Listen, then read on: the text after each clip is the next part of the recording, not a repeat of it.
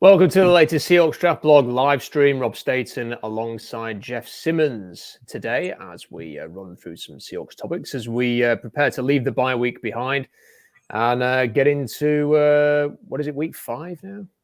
Week 6. Week 6. Yeah. Season flying by. God, it'll be a third of the season through after this weekend. So, Jeff, the Seahawks are 3-1. They face the Bengals this weekend, which is an interesting game. And we'll talk about why it's interesting in a bit. But first of all, what are your thoughts on what you have seen so far through the first 4 games? I came into the year with expectations of a team that I thought was good, but not great. I thought the defense was going to be pretty terrible. I thought their defensive line was going to be awful, almost unwatchable. But I did think their run defense would be a little better. And the season started off as brutal as it could be. And over the last 3 games, they've more or less become where I thought they were. I thought when you look at this roster, they have an ascending roster. There's a lot of good young players. There's some really, really good position groups here, but they're not quite San Francisco or Philly. And that was my expectation going in. And they've sort of built up to that. But I would like to see them play against probably not the 2 worst teams in the NFC to really get a sense of what they are. But yeah, the Devin Witherspoon game was obviously really exciting because the one thing me and you have talked about for a long time, and the thing that I've talked to other pro scouts about, is from 10 to about 40 or 50 on their roster, they're really, really good. But the Seahawks don't have a lot of blue chip, all pro level players. And it's the one reason they're not a San Francisco, or they're probably not even a Philly.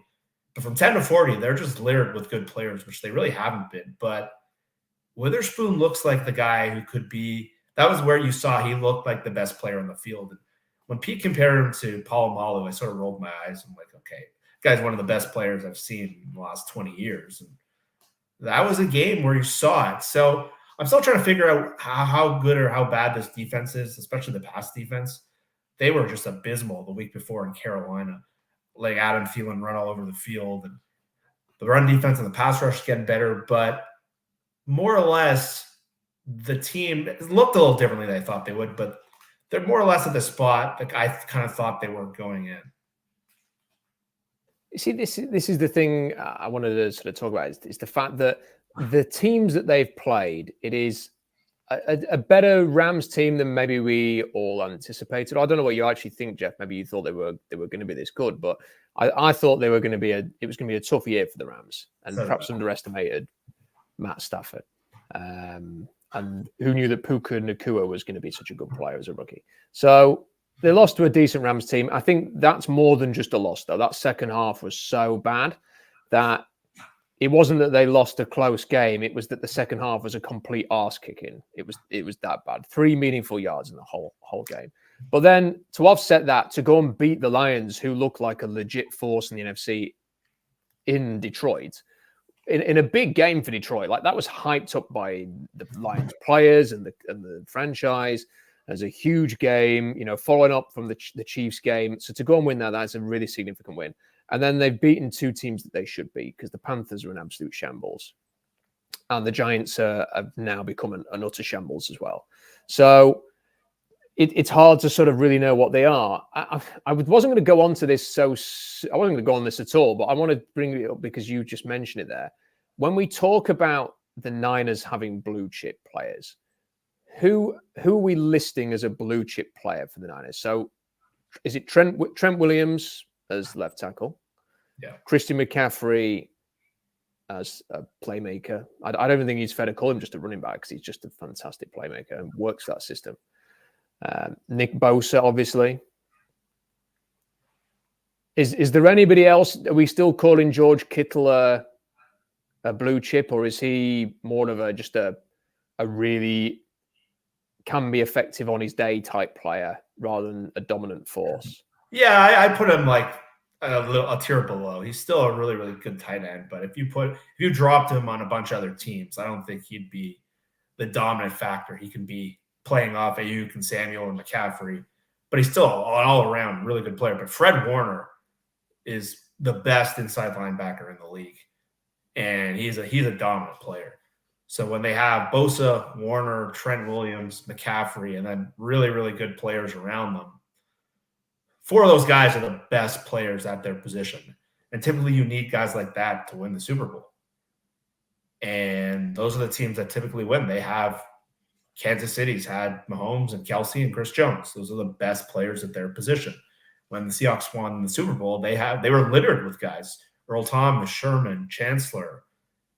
Those 2 years, Michael Bennett, Marshawn Lynch, those guys were the best players at their position in the league. And the Seahawks right now, they have a lot of good players. Like, if you compare their roster to a bunch of teams they've played, they're a lot better than position by position at a lot of spots. But that's the one thing, if we're looking for something why they're not that probably Super Bowl contender, who on their team, like, who could be a blue chip? Because you've said Devin Witherspoon, and we hope so. You know, it's a good start. It's too early to say, I suppose, but he was a top 5 pick.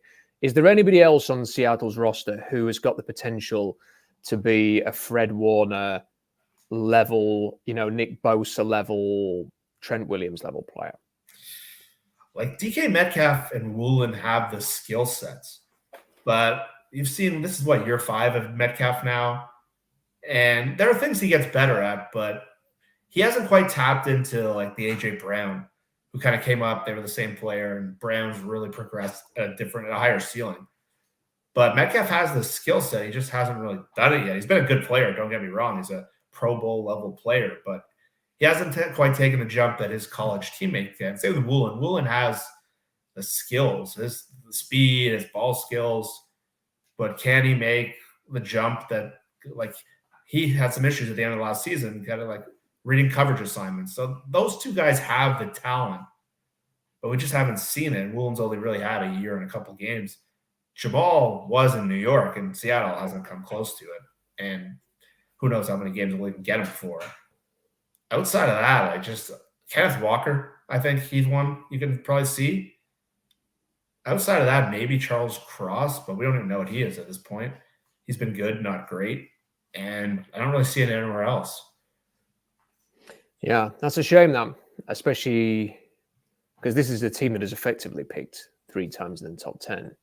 Yeah. If you include the traded pick for an attempted blue chip player. So it's a shame, but I don't know. I think this is going to be a really interesting season, Jeff, across the board, because it looks as if the NFL is there aren't many great teams. So you can watch. I watched a lot of the Buffalo demolition of Miami, for example, who were the darlings of the NFL going into that game, and then just got the doors blown off by Buffalo. And then last weekend, I was in London to watch Buffalo live, and I thought they were awful. You know, they look, and maybe there's something to be said for the fact that Jacksonville were in London for an extra week and had played a game the week before. But Buffalo, just watching them, I kept thinking during the game, if this was the Seahawks, I can imagine what stream I'd be doing tonight. That this is a really bad performance, and it's hard to sort of look at the Bills. I think that game will tarnish the Bills for the rest of the year for me, because I will always think, yeah, they're good, but if they play a really good team, they could look like this. And yeah, so I kind of feel like across the NFL, there's a real dearth of quality teams. So again, this was something I was going to come on to at the very end of the stream, but are the Niners just destined to be in the Super Bowl and potentially winning it? Or could we actually see that, because everyone's a bit muddled, like even the Chiefs don't look that great, could it be that a team that maybe has a lot of depth, young depth, it's up to people whether they want to put the Seahawks in that bracket, could potentially go a bit further than they otherwise would, when in maybe previous years we've had these powerhouse teams that just look, wow, they've got the best talent, and therefore it was pretty obvious to sort of pick a final 4 teams, for example, in the championship games, or the teams that would be there or thereabouts. Yeah, right now 49ers look like runaway best team in the league, and they're at a tier that's just playing. Even Philadelphia's 5-0, and they haven't looked close to the quality of San Francisco. So it might be one of those things where San Francisco is like peaking too early, or maybe their health has been perfect and they haven't had a notable injury yet, and maybe they'll run out of gas as the season comes along. But based on what we've seen in 5 weeks, it would take a lot for me not to think that they're going to get to the Super Bowl. The fact that Brock Purdy's gotten better, and really the quarterback's been the one thing that's been holding them back throughout the last couple of years of the Shanahan era. And now that Purdy's making these throws that look like a top 10 NFL quarterback. And some of the throws he's making, like layering the ball over linebackers and getting Brandon Ayuk going. And he's a lot more mobile than I realized. And he's able to make plays at a structure, which is one of the things I was hoping he wouldn't be good at. And that was where Jimmy Garoppolo was really limited. If the play, you have Shanahan who just designs such good concepts, guys are wide open all the time. And now you add that to the quarterback who can make plays with his legs. Like, I think you talked about how good his 10-yard split was. And it's scary how good they are right now. They're kind of running they haven't really played a good team yet. And the Rams actually played pretty tight with them. So I'm curious how they'll play when they get better opponents. But you look at their schedule, there's just not a lot of teams who are capable of beating them. And they could, it's hard to even see where they're going to lose a game at this point. And it's kind of taking the shine a little bit out of the season just because everyone else, you're right, is just muddled to the middle. And Buffalo, but the thing about Buffalo is they can only really win one way. And when you take away that one thing they do really, really well, and they had this problem in the playoffs last year, you saw it in London last week, they look very limited. And they've had a lot of injuries on defense the last few weeks, and they're not a physical run-the-ball team. And outside of Stephon Diggs, they don't have a lot of weaponry. Dalton Kincaid has been slow to get going so far. And you look around the league, that's where someone like Seattle, all of a sudden, you look at power rankings this week, some team sites have them the sixth best team in the league, and this is a team after 1 week we all thought was a disaster. So there is an opportunity for Seattle. All of a sudden, Detroit's been kind of running they've been beating the crap out of everyone, and that win against Detroit looks a lot better all of a sudden because there's just not a lot of quality, especially in the NFC right now. Yeah, it kind of takes the edge off a little bit that the fact that San Francisco are in Seattle's division, because if they weren't, you would the Seahawks would be topper, or they'd be going for the first place in the division this weekend. And it almost feels like you have to talk about the playoffs from a Seahawks perspective, with the being a division winner and a home game almost out of the equation just because San Francisco have been good. I guess the only thing that could potentially derail them at this point is injuries. But they've won a ridiculous amount of games in a row because they had a stuttering start last year, then kind of went on a great long winning run. That has now carried on.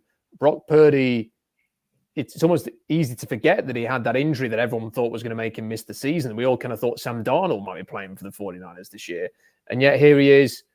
And it's as if he's not missed a beat at all. He spent the whole offseason working on ways to improve. And Shanahan is just a genius. I can't get over it, just watching them play. Again, I am not an X's and O's guy, so I have no idea, Jeff, how it happens. But I just watch it and go, they just keep running the same bloody slant all the time, and the guy's open every single time. It's 3rd and 10. And then Ayuk will just run this slant, and then it's just drop back and you throw him the ball, and it looks easy. And I'm thinking, how can this keep happening? How are people not defending that? There's nothing to the layman watching this on the telly to make me think this is 4D chess. It just looks like whatever it is, just works. And very few teams seem to know how to combat that. And I guess the only way that a team is ultimately going to beat them is going to be by putting pressure on them, scoreboard pressure, getting into a lead, and hoping that creates issues for, I guess, a quarterback who's probably not had to play from behind that often, or that they have to hope that he gets injured, like the NFC Championship game last year. But it's most disappointing that the Niners are as good as they are. And the one game that I'm going to Seattle to watch is against the 49ers, which is, I'm setting myself up for a disappointment there. Few super chats before we move on. In Utero says, Philadelphia and San Francisco teams took multi-years to build. Well, the San Francisco one did, but if you remember, a couple of years ago, the Eagles were like a 4-win team, and they very quickly returned to contention. So it's yes, there's a lot of pieces at Philadelphia that were there when they won the Super Bowl. The defensive line is an example of that, with Fletcher Cox and all of the guy that they drafted instead of Earl Thomas is still there for Brandon Graham. So there's a lot of that, and the offensive line and stuff, a lot of familiar faces, but they have gone great to crap to great again very quickly. Corey says, pound the rock with the Seahawks two-headed running back monster. Use that to set up play action and attack this subpar secondary for the Bengals. Get them behind early and make Burrow use a 5-7 drop versus our edges. Corey, thank you for that. We will get into the Bengals game next as we sort of move through this. Thank you for your super chat. Mike says, were the Bills' problem Sunday no running game? I think they were multifaceted. It was the fact that they couldn't get a stop on defense. They had no running game. Josh Allen was threatening to get them back into the game at one point, but then there was a wide open, I think it was Diggs running downfield, and somehow the guy with the strongest arm in the NFL underthrew him. So it was a completion downfield, but it could have been a touchdown. He badly underthrew him. And then it's almost as if that missed opportunity just sucked the air out of the Bills. And one or two people were saying Diggs was playing up on the sideline after that and stuff like that. So it all kind of spiraled after them.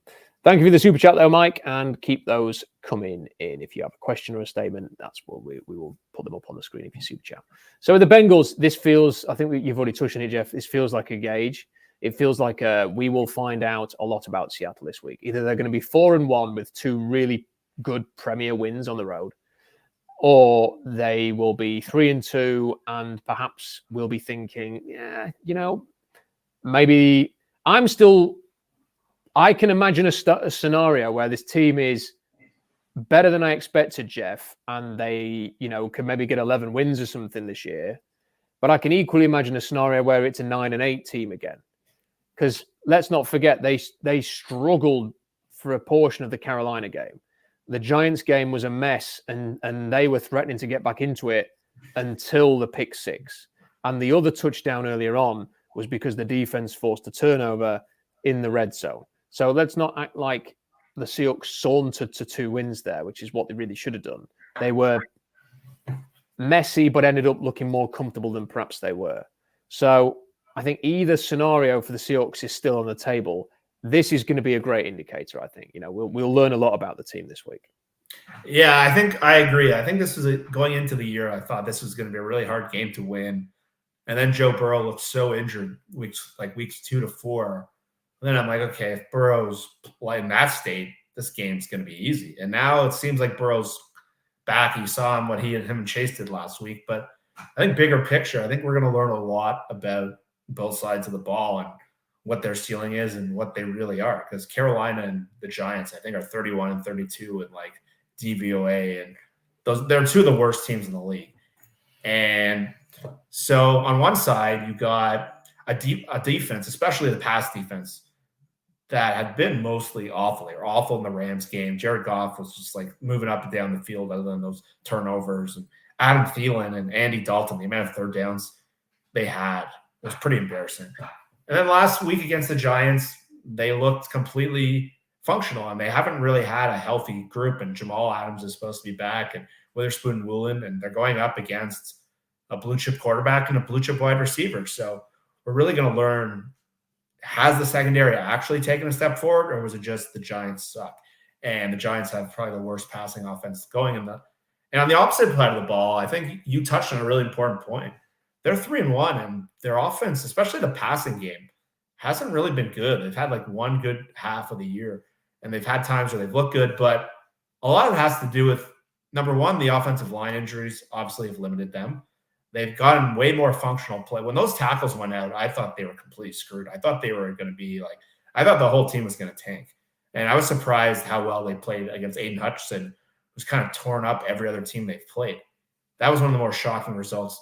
But as we've gotten more time, you've seen the passing offense against the Giants didn't have to do anything. Against the Panthers, they had a good set. They were awful in the first half. And again, I thought the passing game with the drafting of Jackson Smith and Jigba was going to be a real strength of the team. And they haven't been able to tap into that for multiple reasons. One of them is the tackle injuries. So until we see that kind of ceiling get tapped into, or really they tap into that ability, we don't really know how good this team is, because if they're not able to pass the ball in a game like this against Joe Burrow and Jamar Chase, where Cincinnati lost both safeties, and that's an area where you can attack them. And they had this three-headed monster. They spent a first-round pick to get Smith and Jigba. They haven't. He's been like a borderline useless player so far through first 4 weeks of the year, and some of that has to do with usage. They've used him very strangely, but a lot of that had to do with just situation. They've had to play so much at 12 personnel, and they've been at their best. Shane Waldron's been really good scheming tight ends, but you've seen Lockett hasn't been quite the impact player. They're not hitting these explosive plays, and really that's what we're going to learn, because Cincinnati statistically is one of the worst run defenses in the league, and Charbonnet has really come on after what I thought was a really lousy preseason. He's really looked like the player we thought he was coming out of UCLA. He's got a lot better. Kenneth Walker's been really solid. He's a better pass blocker. He's better in the receiving game, and he's running a little more efficiently. He's had a really, really solid season. So the running game's been fine. The run blocking's been fine. But this team, which I thought would be this three-headed monster receiver, hasn't been able to tap into that at all. And this is a game where you're going to hope to see maybe back in Ohio, maybe Smith and Jigba can get going, because that was a pick I was really, really excited about. And A, he had the wrist, he broke his wrist in the preseason, and B, the team's been treating him like he's D. Eskridge for some reason, which is it's made me scratch my head all season, because they're giving him screens, they're throwing him 2 yards to the line of scrimmage. His average depth of target is like he's Rondale Moore, and that is not how he plays. So until you see this team get into that passing game, we don't really know what they are on offense. Yeah, I just wonder whether, having had a bye and the fact it is Ohio, that, like you said, that maybe this is the game where they could find a better use for him. It's really interesting because everything's been at the line of scrimmage for him. And then as soon as Drew Lock came into the game, he actually threw him a pass in the kind of range where you'd expect him to be. And I just love to see, try and get him. And I understand that the tight ends need to be involved to help the tackles has been a thing. But let's just try and get him on a linebacker. Let's just find a way so that maybe you've got to put, I don't know, DK in the slot, or maybe you put Tyler in the slot, DK out wide, and you put another receiver out, Bobo or something out wide, so that essentially the slot corner's got to go and pick his poison a little bit here. And it's going to leave either Smith and Jigba or Lockett open to be matched up in a favorable way. And then if they put a lot of defensive backs on the field to contain that, as you mentioned, their running game is so bad that maybe you can check into a run and hit them that way as well. So this feels like an ideal opportunity to get him involved, and they shouldn't be using him too much at the line of scrimmage because he is not fast. He's agile. He's not a speed, and he looks slow when you try and get him into those, yards after the catch type situations. You really want his agility to sort of show against a slow-footed linebacker, or even a slot who's not quite a 4-2 runner. That's when the agility can make the difference. I just think it's a fascinating game, this, Jeff. And I can imagine anything. Like, I went on Verizon about an hour before the Giants game started, and they said, how do you think Daniel Jones is going to fare against Seattle? And I said, you know what? I don't think he's going to fare very well, because I think he's going to want to set off and run all the time. And I think they'll contain that. I think what the quarterbacks that will have the success against Seattle are the ones who are going to be patient and check it down and see what's there. And if the pressure's there, they check it down. And if they've got a bit of time, they can throw over the middle against these linebackers. And what did Daniel Jones do? Partly because of the pressure on him. He wanted to set off a lot. I get that. The protection was so bad that he had to run a lot. But he never seemed like he was willing to take what was there for whatever reason. And I'm intrigued to see what Burrow does, because Burrow is he's more of a pocket traditional quarterback. He will want to get the ball to, obviously, downfield to Jamar Chase. But I suspect that this could be a game where someone like Tyler Boyd could be a big factor. They don't really have a tight end in Cincinnati you really have to worry about. So I want to see how they play this, because I could imagine a shootout. I could imagine a strangely comfortable win, if that makes sense, like where they just kind of just beat the Bengals. I could definitely imagine that. But I can also imagine a bit of an ugly afternoon. And it is going to, I kind of want to move on and talk a bit about Geno Smith here, because I think there's been moments, Jeff, where you've thought, wow, he's playing really well. Like the Detroit game was a great example of that. He was fantastic in that game.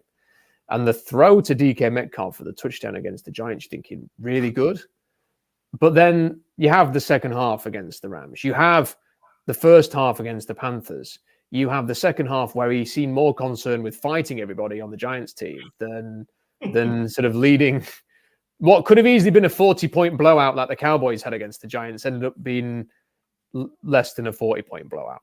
So I wonder what Geno we're going to get, because this is the type of game where if he can go there, throw 250 to 300 yards, 2 or 3 touchdowns, no turnovers, it's going to be the kind of game that we go, okay, this is a player that you can be comfortable paying $40 million next year.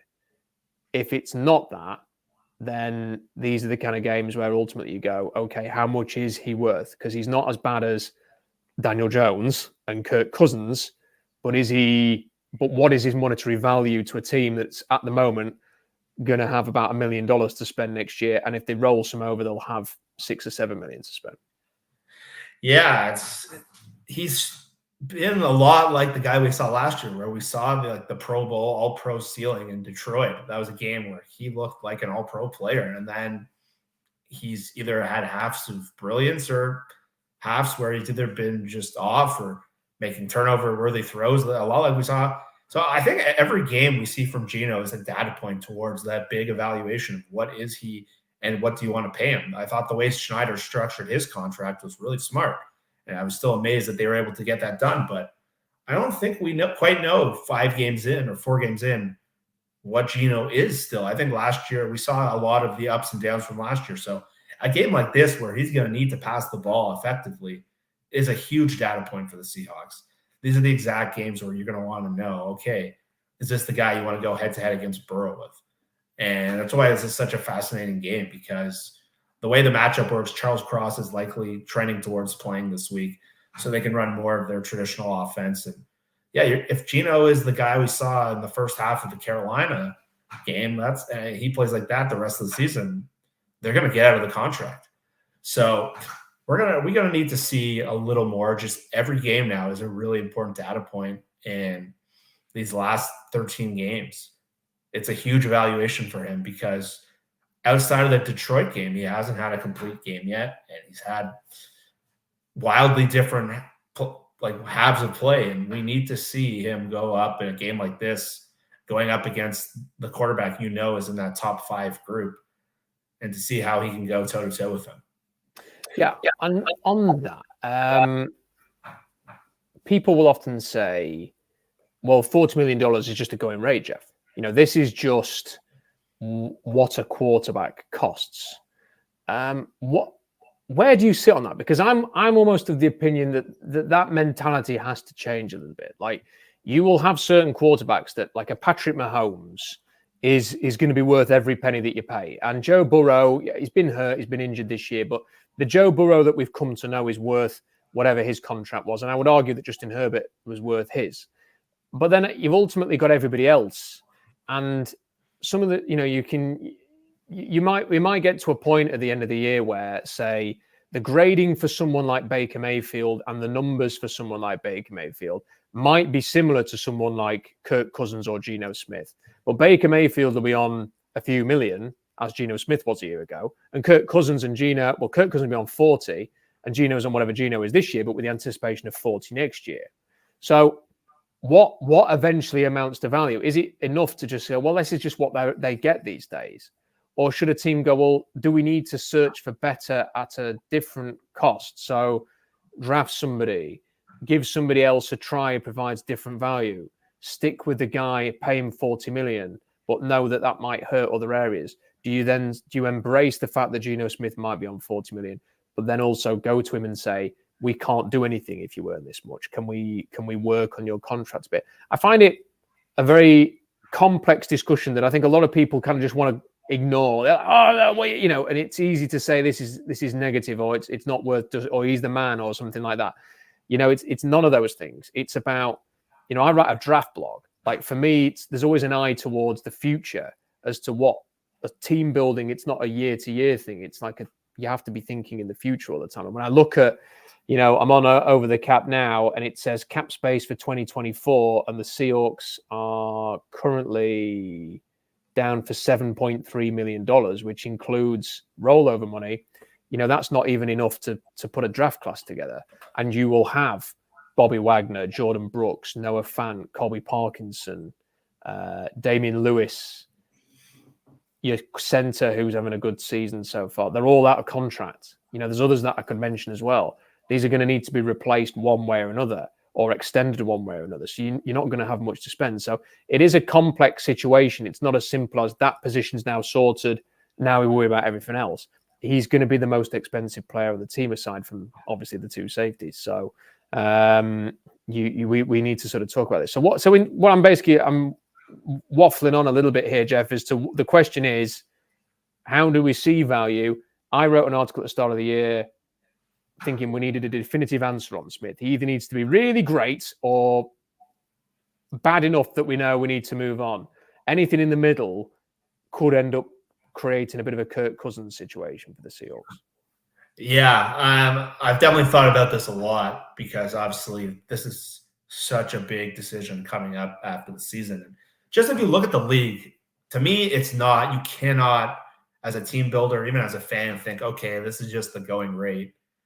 Because the worst thing you can do in this salary cap league and in team building is to pay huge money to someone who doesn't deserve it. It cripples the rest of your ability to do things. Daniel Jones is the perfect example. Last year they came out, him and Geno had such similar kind of years of what they were at their career. They paid Daniel Jones $40 million a year. Seattle's got Geno for 25. Paying Daniel Jones $40 a year, you just see the limitations on their team. They don't have good enough receivers. They have holes on the offensive line. They just have spots where they're not able to fill those rosters. And even like an extreme example, Dak Prescott, like you saw last week in San Francisco, he's a good player, but he's not a great player. And paying him the kind of money they're paying him is always going to leave a little bit of some doubt with their team of how big their ceiling is. And Kirk Cousins, we've seen in Minnesota. They won a lot of games last year that were probably those one-score games, but they come back this year with essentially the same roster, and now they're 1-4, and they're on the danger of bottoming out.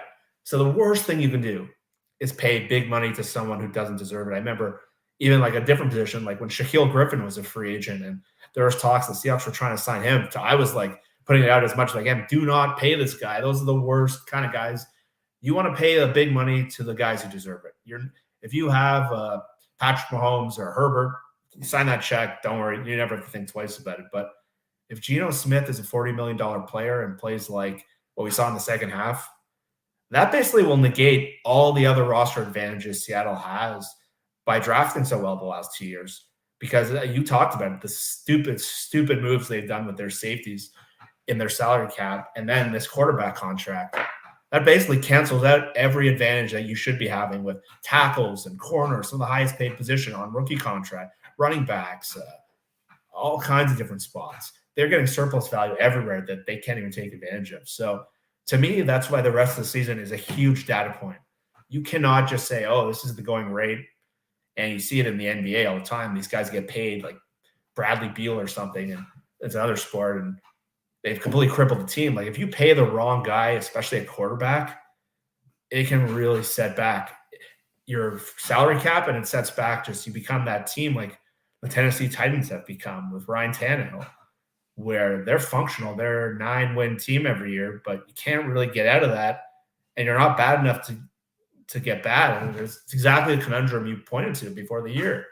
So I am a strong believer of if they don't see him as higher than a $25 million player, they'd be better off letting Drew Lock play or using that first round pick. I know John Schneider's going to want to draft a quarterback if they can, or usually see Baker Mayfield. That's a good one. They could have got into the market for $20 million, $30 million Jimmy Garoppolo or something like that.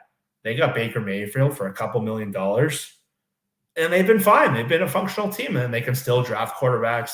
It hasn't burned their salary cap. They were able to keep most of their guys. I'd much rather give $5 million to someone than give $40 million to Geno if he's not progressing. To me, that's a crippling decision, especially when you compact it with some of the other dumb moves they've done at safety, and they keep rolling this problem forward. Because really, they should be in a position now with how well they've drafted, where usually when you have these rookies, you're able to spend like crazy. And Seattle spent on Draymond Jones, who's been fine, but nothing special. And now all of a sudden they're capped out. And that was one of the whole reasons they got rid of Russell Wilson. So they're 2024 is going to be a really interesting period for Seattle. Yeah, well, some of the cap hits in next year are just, they are absolutely staggering. I'm just getting them up now. So 2024, Quandre Diggs' cap hit for 2024 is currently 21.2 million, and Jamal Adams will be 27 million, which is just incredible. It's how have they got themselves into that position?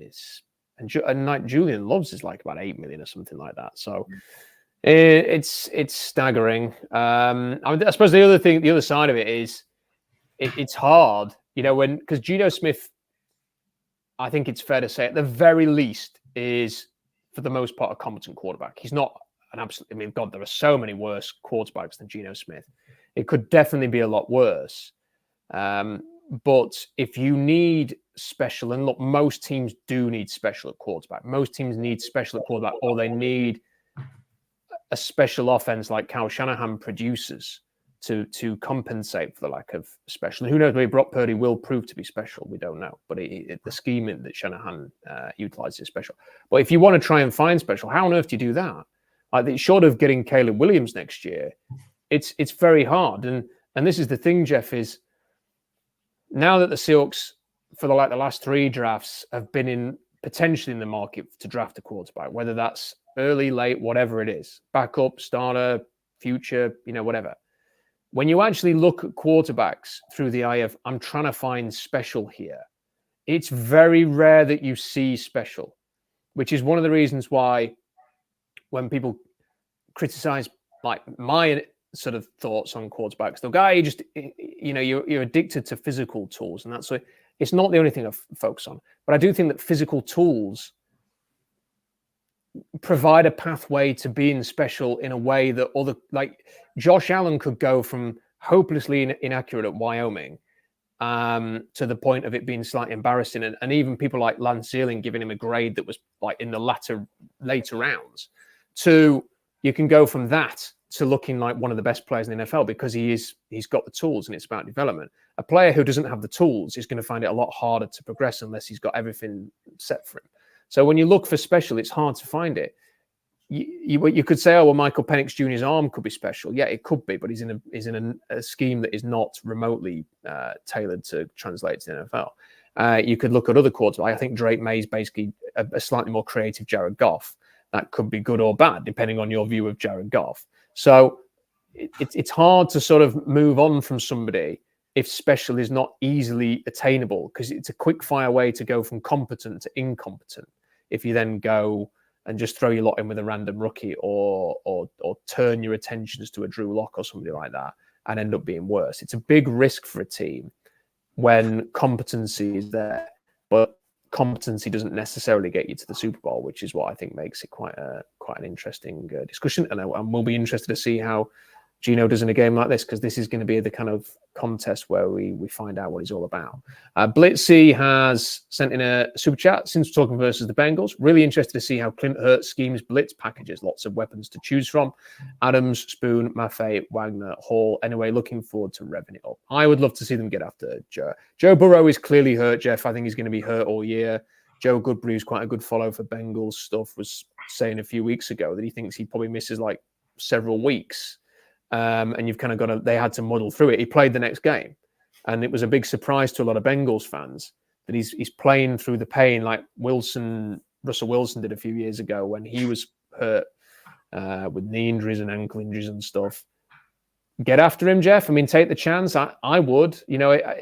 I certainly will not be going on our stream on Sunday kicking off if they are aggressive and a few deep shots good at Jamar Chase, because that might happen anyway. I'd rather try and attack Joe Burrow and make him uncomfortable.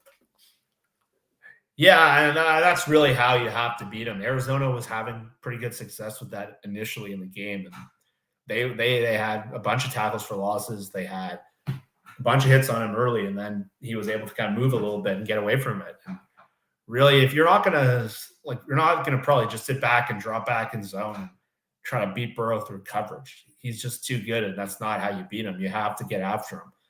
And Clint Hurtt had some pretty creative stuff against the Giants, but with Jamal and with Witherspoon and the way they can attack quarterbacks, I'm hoping this is a really interesting game. Some of the interior line play on the Bengals has been really bad. They've had trouble protecting the quarterback basically throughout Burrow's whole tenure. He got hurt the first year because of that, and really they lost the Super Bowl as a result of that. Obviously, we don't have Aaron Donald or Von Miller, but that's still, they signed Orlando Brown and they put a lot of money in the offensive line, but it's still one of the worst offensive lines in the league.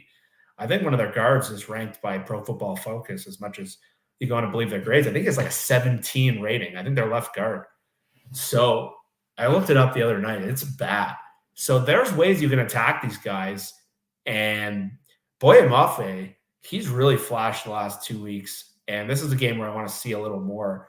Like, was it just the Panthers and the Giants, who are the two worst offensive lines in the league?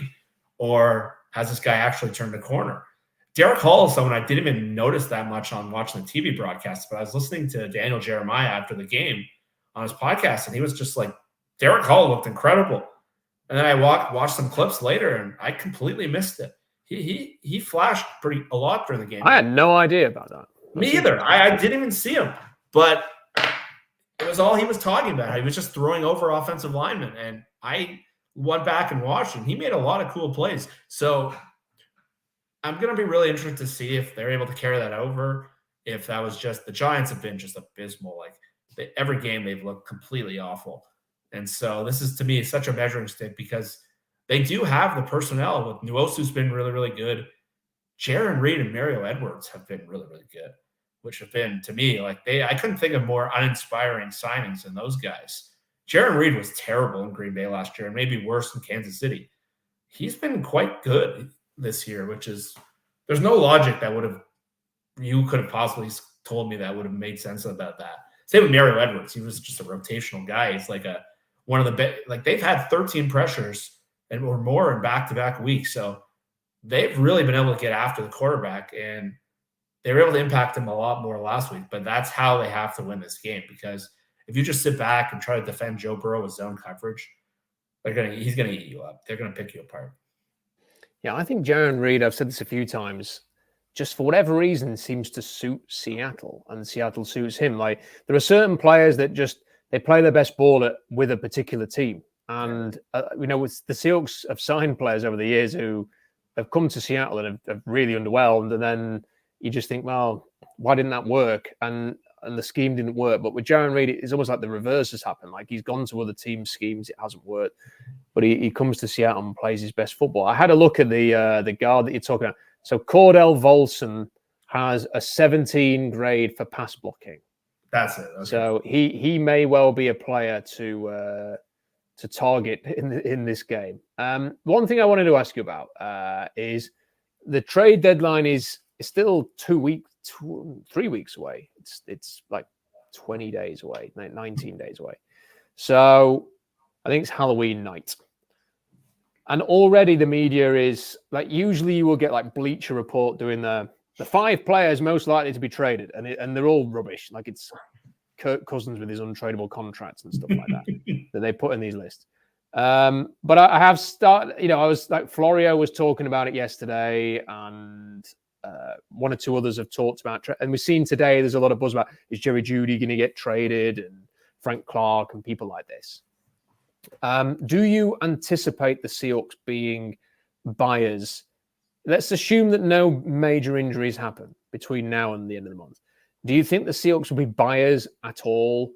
And if so, what areas would they be looking at where there's maybe realistic targets? Because one or two people have said Frank Clark. I'm not buying the Frank Clark stuff. I just don't see why they would. They've got Mafe and Nwosu, Hall and Taylor already. How are you squeezing Clark into that? Why would you squeeze Clark into that? I mean, I know he's going to be the veteran minimum, and maybe he's like Frank Clark. He plays his Jaron Reed. He plays his best football in Seattle. Who knows? But I just don't see how he fits in, Jeff. So have you got any thoughts on what, if anything, they could do, would do, or do you think they're just going to, again, protect those picks, wait till the draft? I think the most likely thing by far is them to do nothing. But the thing with their roster is it's pretty well rounded. There's not a lot of spots. The one spot I still see is interior defensive line. I think that's a spot that they should look at if they can get another veteran, because I think they're still playing fire there. I think they're one injury away from a disaster situation at one of those spots. If Draymond Jones goes out or Reed goes out, they're going to have to play like Cameron Young and Miles Adams. And then who backs them up even? I don't even know. So I think that's a spot where I would still add another body there, just a guy who can play rotational snaps. I still think they're definitely hanging on for dear life at that spot. But otherwise, if you look like across their roster, it's one of the best parts of their team, is we've had so many years. I put out a tweet today, like, how much time did we spend the last few years on like Ryan Neal and Cody Barton and Poona Ford? Poona Ford was a healthy scratch for 3 straight games in Buffalo. He's going to play now that one of their defensive linemen, Daquan Jones, is out for the year. But all these guys that Seattle's lost, and everyone on Seahawks Twitter were like, oh, I can't believe we're losing like the Pro Football Focus top safety. And none of these guys are flat. Quentin Jefferson, Al Woods, Shelby Harris, none of them are really flashing. So they've turned over a lot of below average to fringe starter talent. And really, they're pretty well-rounded at every spot. I still think that one spot is where they're really playing with fire depth-wise. But you talked about the edge rushers. Linebacker, they're pretty deep. Devin Bush was probably signed to start. They probably didn't know if Brooks would play at all for at least half the season. He's now their 3rd linebacker. Cornerback, Michael Jackson was a competent starter last year. He's now their 4th or 5th corner. At safety, if Jamal can stay on the field, they got 3 safeties that can play. Offensive line, their depth has been really impressive.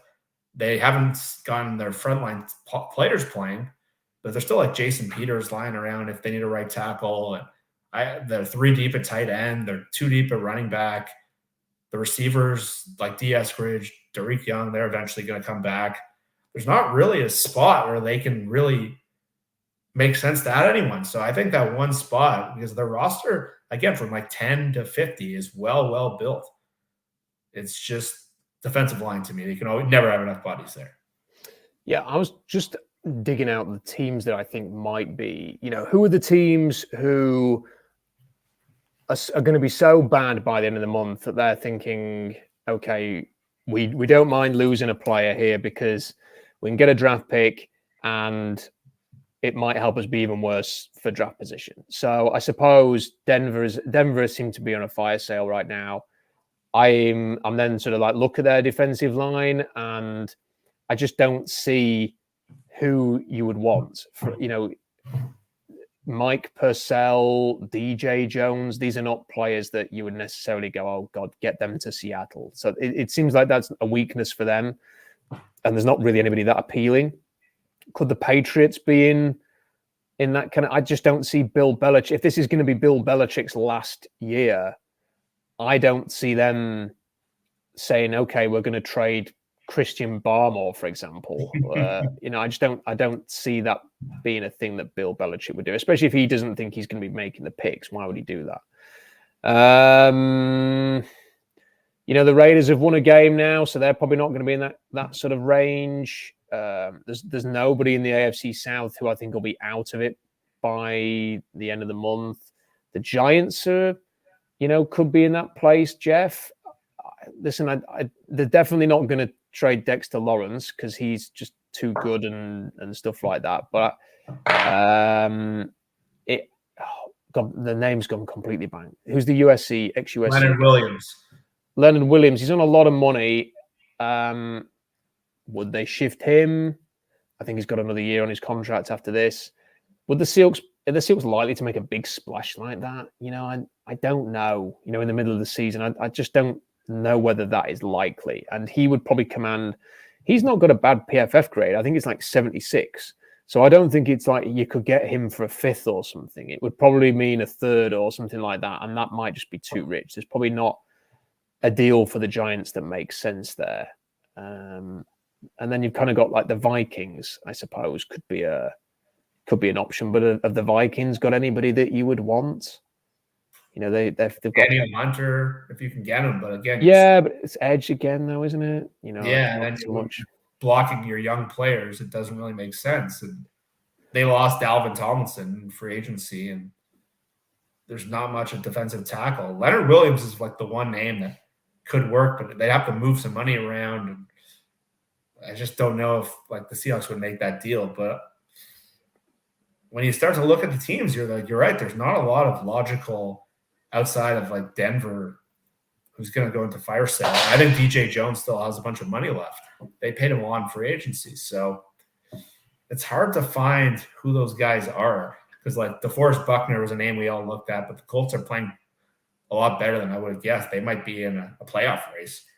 So you're looking around, and right now everyone's kind of stuck in that middle. And the Panthers have like Brett Burns, and he's a free agent coming up, but he's going to cost a lot to move.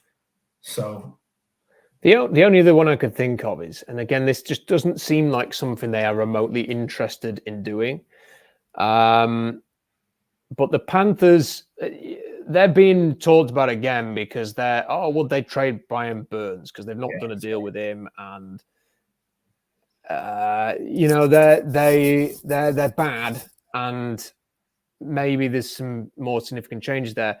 I still think that would be ridiculous to trade Brian Burns from their point of view. I mean, they'd be insane to do that rather than pay him. But then there's Derek Brown. He's not as impactful as Burns is. Like Burns it can win you a game with his pass rush. Yeah. Brown's just a really solid interior guy, but he's not somebody who's going to win you a game. He is not. He's probably more Christian Wilkins than Chris Jones or Aaron Donald or somebody like that. So again, he would cost you a ton. I'm guessing he'd cost you a first round pick, but he's 25. He has the 5th year option next year, which means that his base salary will be $11 million. If you extended him, which presumably you would if you traded for him, you could bring that salary down next year to make it more affordable. I mean, look, but Jeff, those kind of players don't tend to get moved on the trade deadline. They get moved in off seasons maybe, but they do not get. It's still the odds of Carolina deciding we must get rid of this player. But hey, Jeff, I'm countering my own argument here. They don't have a first round pick. So if they want to draft someone in the first round next year and they want to build around their quarterback, they need high picks. They traded them to Chicago. And then the other thing is, if they want to trade for a number one receiver, which they're suggesting they do, God knows who they're going to get at this stage. I mean, like Jerry Jeudy is not a number one receiver. No. But if they want to do that, they might need a first round pick. And if they want a first round pick, the only thing they can do is acquire one because they don't have one next year.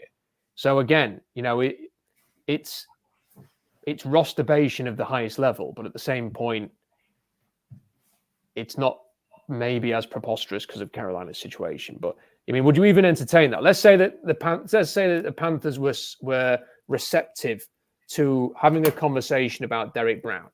Would you entertain that, or would you be thinking, I'm not sure. Maybe we can draft somebody next year who can do as good a job? I would have to entertain it because I've talked about all the position groups that are really well built.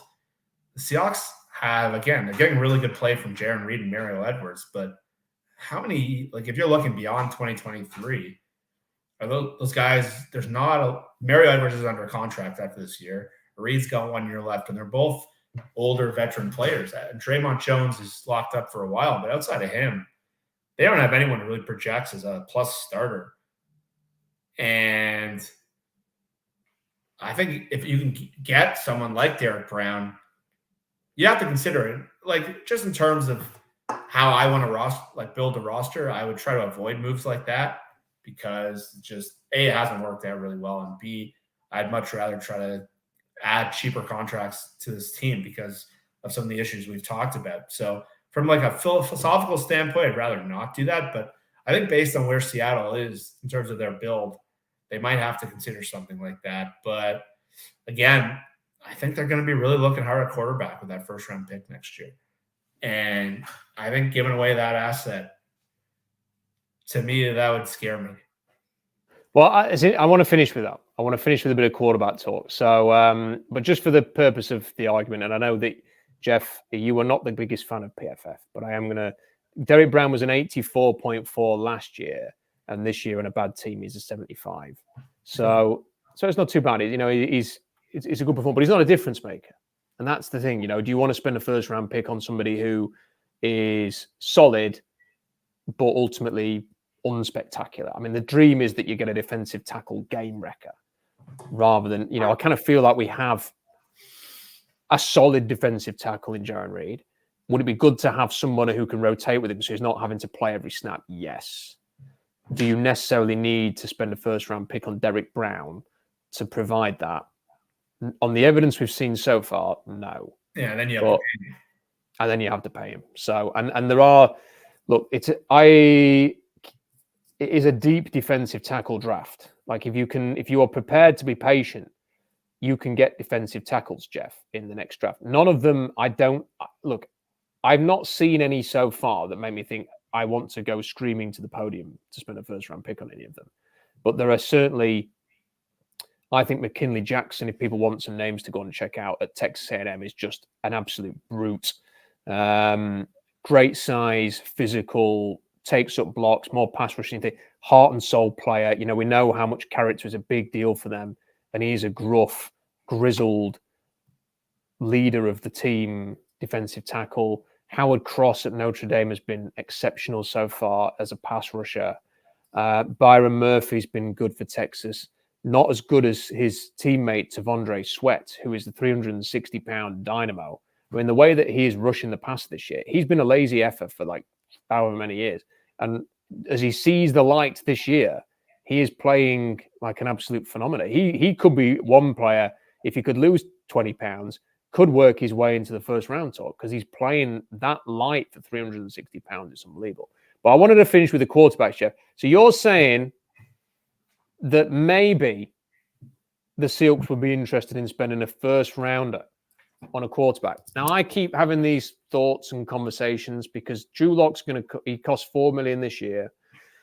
Is he going to come back for $4 million or cheaper next year? Is he going to want an opportunity to start if Geno Smith's still the clear starter? I don't know if that's likely. And because of money being tight, it would make sense to draft someone to develop cheaper. John Schneider has avoided doing this at great lengths. He has gone away from the quarterbacks in pretty much every draft. I think he is very proud of his record, which is Russell Wilson and not much else as a GM, and thinks he doesn't want to ruin it by drafting a dud. I think he wants to nail his second serious draft pick because obviously Alex McGee was just the 7th rounder. So have you seen any of the quarterbacks so far? Do you have any that you think he might be interested in? Why do you think that quarterback in the first round could be an option? Because there are a lot of fans out there that will go, no, never happening. They don't want to draft quarterbacks, Jeff. Carroll's too old to draft a quarterback, yada, yada, yada. I personally think it'd be the perfect time to do it, especially if Geno Smith stays next year, because it creates the Alex Smith-Mahomes situation. And I think we're seeing with a lot of younger quarterbacks, Bryce Young, the latest example, that a lot of them just need time. CJ Stroud obviously doesn't need time, but many others do. Well, they investigated a lot of quarterbacks last year. That was directly after paying Geno Smith and after Geno had one of the shocking seasons of any quarterback. So if they investigated quarterback last year, I don't think this is just going to go away because they're probably not going to be picking the top 5. And this is a deep quarterback class. And I think, like you said, John Schneider is the kind of person. I know Pete, they always say Pete's older, he doesn't want a quarterback. I think John's gone a lot more power in personnel, a lot more power in terms of with Jody Allen. And I think they're going to want to set up at least a transition option. And Geno's been great for them, but I don't think they're just going to sit there and be, okay, we can just sit on this, not think about quarterback because we have Geno Smith. I just don't think that's how they think. And there's a reason they thought about getting off Russell. I think they just always are going to look at quarterbacks. And Geno's not a young player. He's in his early 30s, and he's similar age to when they were looking at guys to replace Russell Wilson. And I don't think they're going to be drafting high enough to get like the surefire starter where they're going to move on. But I think John's going to want to draft another quarterback, and I think they're going to want to set up their transition plan and at least have that option because, like you said, Drew Lock might not want to come back, and if he does, he might cost a lot of money. And this is not a team that might be able to afford that. And this is a really good quarterback draft. And I remember we were talking, John Schneider around draft time, he name dropped Quinn Ewers. And so that I know you took notice of that right away. And that I made notice of that. And I've been watching Texas a little bit just to see how he's been doing. And there's been moments where I'm like, wow, I really like this guy. And then there's moments where not so much. So he's a guy that I'm paying close attention to. He's the kind of guy I can see Schneider liking just because of his potential and how he's had some tough times. And now, like, Arch Manning's there and he's still holding off a starting spot. There's a lot of that storyline that they like. So he's someone I'm watching pretty closely. I don't know if he's a first-round pick. He might be more of a second-round pick. But there's a lot. He played that. The Oklahoma game was pretty fun last week. But you see the ups, you see the downs too. And then I'm sure a lot of Seahawks fans are paying close attention to Penix, who's obviously a lot different than he's a lefty. He's going to be a really weird evaluation once you start nitpicking his game. But that's a guy Seahawks fans are going to be really, really paying attention to. And his skill set might fall into their draft range. So those two guys are the ones I've been focusing on.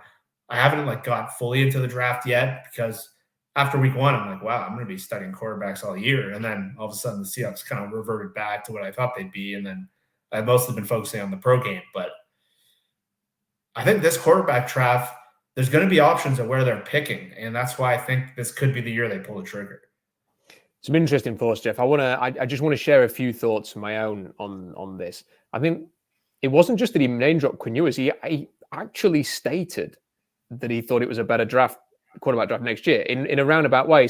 He basically said it's a better draft next year, right? That's what everybody's saying. And then mentioned Ewers in passing when he was talking about Jackson Smith and Jigba. And it all seemed a little bit like, has he just got a man crush? Is he just really struggling here not to, the thing about Ewers is he is erratic as heck. When you watch him, he had one interception against Oklahoma where you just think, what are you seeing? It's the worst kind of interception. But then, I don't know if you've noticed this, Jeff, when you've watched Ewers, he has the Aaron Rodgers flicks the wrist and the ball rockets downfield. And I can just imagine John Schneider saying, this guy's got natural talent. This guy's got an it factor that I'm willing to overlook some of the erraticism to tap into that if he doesn't start straight away. The other thing, and look, Jeff, I don't know how much you can read too much into things sometimes. John Schneider is deeply religious. He is very, very religious. Quinn Ewers is very, very religious. I'm just saying, I can imagine the two of them hitting it off because of things like that as well. So I do think there is a legit link to make there. There was a report last week that said Ewers is 50-50 on whether to declare. But if Arch Manning's waiting in the wings, like you said, what is he going to do? Run the risk of being benched? Because eventually they're going to have to play Arch Manning, or they're going to run the risk of him going somewhere else. He's going to transfer. And the Sarkisian thing is interesting because I've always kind of been very skeptical of Sarkisian, and I didn't like him as an NFL coordinator. Mm-hmm. But I suppose he's got NFL experience, and that's unlike some of these other schemes. And then with Penix, his arm strength is just some of the throws that he does, Jeff, are just absolutely it's like an alien has landed on Earth and is doing things that we've never seen before with a football. His arm is that good, but it is just so hard to project someone like that because every throw cannot be like that in the NFL. He can't just stand there with no pressure, which is he never gets sacked. He never faces pressure. You can't just stand back there and launch it downfield 15 times a game in the NFL. You are going to have to take what's on offer. You are going to have to be quite technical with your reads. And he is not doing that. He has played in the same offense for 6 years now. He has had plenty of time to master this very prolific college offense. How is he going to manage playing in a complex NFL pro scheme when he's getting sacked and pressured all the time? That's going to make it a really hard projection. So the people who say top 10, as we're seeing now because of the arm, they may be right because of the arm. He may also be a pick in the late 20s because of the hard ability to project. Plus, he's got injury history. So people have to remember that. I still think Spencer Rattler, Jeff, could be a real option for the Seahawks. Apparently, John Schneider went to the South Carolina-Tennessee game. It was not Rattler's great finest hour, but South Carolina are completely overmatched. Their offensive line is a joke. They have a top receiver in Leggett, but then nobody else. Rattler was a top 5 pick on a lot of mock drafts a few years ago, and he didn't deserve to be that high, but people were projecting him there for a reason. And that's because he is Mahomes-esque in his appearance, his arm, his playing style is very similar. We know that Schneider was a big fan of Mahomes. Yeah. And Rattler has had to go, he's had to show a lot of resilience and grit. He has been dumped by Oklahoma. He has gone to South Carolina. He's leading a bad team and elevating that bad team. He is more mature. He's playing with more control, more poise. He's making decisions as opposed to just throwing it on instinct now. And he has an incredible arm, and nobody seems to be talking about him, which I find a bit weird. But I just think, let's assume that the Caleb Williams, Drake May, Michael Penix guys are gone. If I could see a world where they go, well, we're going to take a chance on this guy, because he's got talent, especially in a crap draft, which this is. This is the second and third round is going to be where the meat of the draft is. It's not a good first round draft. And then I don't know if there's another player that there's a deep class. I think Riley Leonard has looked really good for Duke. Now, you could watch Duke against Notre Dame and go, well, he did this wrong and he did this, and that's fine. But this is a guy that was under pressure all the time, had to lead his team back from a 10-0 deficit. His kicker kept missing chip shot field goals. And they should have won that game. There was like a 4th and 16 at the end. And a complete botch on that play by Duke allowed Notre Dame to extend that drive and score. And then with about 30 seconds left, Riley Leonard got a high ankle sprain because he got sacked. So if the defense does its job there, Leonard doesn't get injured, Duke win, they're unbeaten, they've beaten Notre Dame and Clemson, and Riley Leonard has just willed his team to success with running, with key throws and key downs, and people will be talking about him a lot more right now than they are. There is just something about him as an athlete, as a physical profile that is very, very interesting, which could put him in round 1 if he declares, but obviously he's got to recover from this high ankle sprain. And there are others you could mention. I have to say that, Jeff, it was a crap weekend for quarterbacks, though. A lot of them had bad performances. Will Howard had 3 interceptions. I like him, but it was a bad game. Tyler Van Dyke had 3 interceptions. He's like the second highest graded quarterback in college football after Penix, but he had a bad game. The Mario Cristobal, how he has not been fired for the end of that game, I don't know. I mean, that is staggering. Ewers had a couple of interceptions. Cam Ward had a couple of interceptions in a loss. There was a lot of that going on, but it is a deep quarterback class, that is certainly for sure, and it is going to be fascinating to see what they do. Save the Geese says, give me Cooper Beebe in next year's draft. He's the Kansas State guard. He's very, very good. Might be a luxury pick, given that Seattle have a lot of holes that will need to be filled, but we'll see. And Blitzy with a second one. What do either of you think of Jaden Daniels as a day 2 pick? He's really impressed me this year. He is the LSU quarterback. Have you seen any of him, Jeff? I've seen a little of him. I'm still trying to figure out how his game translates to the pros, so I'd like to see more. He's a fun player, so it's just I need to see more to have like a good evaluation. Just something the transition from college to pro has gone so different. Like when Jalen Hurts was in college and he was drafted in round 2, I thought he sucked. And if you would have told me he'd be like an elite quarterback in the NFL getting paid $40 million a year, I would have laughed. But now you're seeing more players, and the game has gone so much similar. So guys like Jaden Daniels, who a couple of years ago would have never been, but the whole game has shifted. So I need to see a little more. You probably have a stronger opinion than I do, but guys like that have become a lot more interesting over the last year or so. He has issues with his reads. So he's very much a lock-on to my primary target, and if it's not there, set off. So there are a lot of quarterbacks who do this. It's essentially, here's my read, and if it's not there, I'm taking off and I'm having a run. Now, because it's LSU and they have probably a second-round pick at receiver in Neighbors, a lot of the time he can make those throws on the primary read, and he's got an arm and he's an athlete. But I was really frustrated watching him against Florida State. I he played the basketball game against Ole Miss and had great moments and bad moments in equal measure. I currently have him at the top of day 3 just because he's one of those, like Dak Prescott went in round 4. I can imagine him going in that range and being okay. Mm-hmm. But if you are playing the way that he plays at LSU, it's troubling. And that's the one thing I think about some of these other guys is they're going on 2, and even like 2 reads is better than 1. So that was the issue that I have with him. But he's a good athlete, and I certainly wouldn't write him off. But then I think he's in that sort of 3rd range of quarterbacks that I've got. Probably with Michael Pratt at Tulane, who's got a better arm than people think. I wanted to overrate. I think J.J. McCarthy at Michigan's pretty overrated. I think. Yeah, I don't know if Jaden Daniels is like the John Schneider guy, like the prospect that he typically falls for. I do think this. As much as I find you as erratic and a bit frustrating, I think it's like he's just there, and then the ball comes out, and it's just a flick. It's just like it's like somebody just throwing a dart or something, or just throwing a bit of paper in a waste bin. He just does that, and the ball goes 40 yards. It's not that he's got a big arm; he's just got that release. It just flick, and it just comes out. And I just wonder.